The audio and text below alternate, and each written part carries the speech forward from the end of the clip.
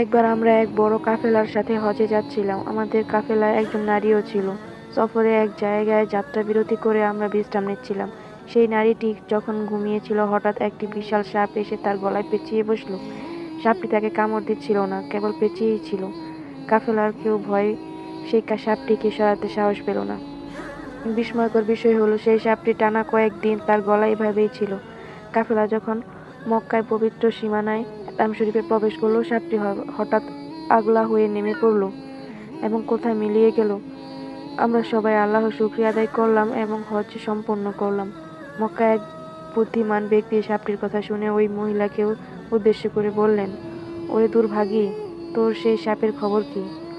মহিলাটি তাচ্ছিল্য করে উত্তর দিলেন, ও তো হয়তো দোজখের আগুনে পুড়ে মরেছে।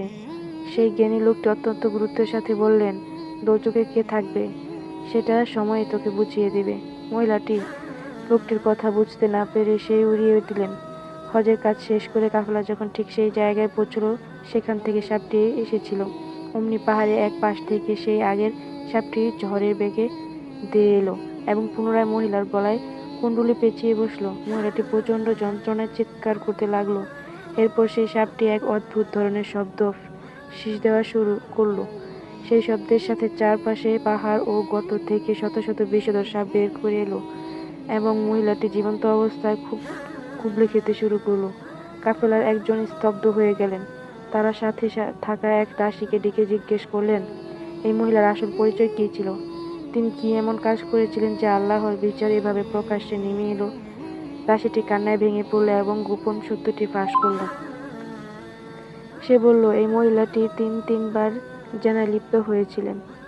প্রতিবারই তিনি একটি করে সন্তান প্রসব করেন। তিনি সমাজ ও পরিবারের হাত থেকে বাঁচার জন্য প্রতিবারই সন্তানের জন্মের পর একটি আগুনের চুলা দাউ দাউ করে জ্বলতেন এবং জ্বলন্ত সেই শিশুকে আগুনের চুলায় ছুঁড়ে ফেলে পুড়িয়ে মারতেন। কেউ তার এই জঘন্য অপরাধের কথা জানতে পারতেন না। উপস্থিত সবাই অনুবাদন করলেন, ব্যভিচার ও শিশুদের আগুনে চুলায় ফেলার শাস্তি হিসেবে আল্লাহ সাপ পাঠিয়েছিলেন এবং মক্কার সেই জ্ঞানী লোকটির সতর্কবার্তা আজই ফলে গেল। খুদাই ইবনু আসমা ঘটনাটি বর্ণনা করেছিলেন।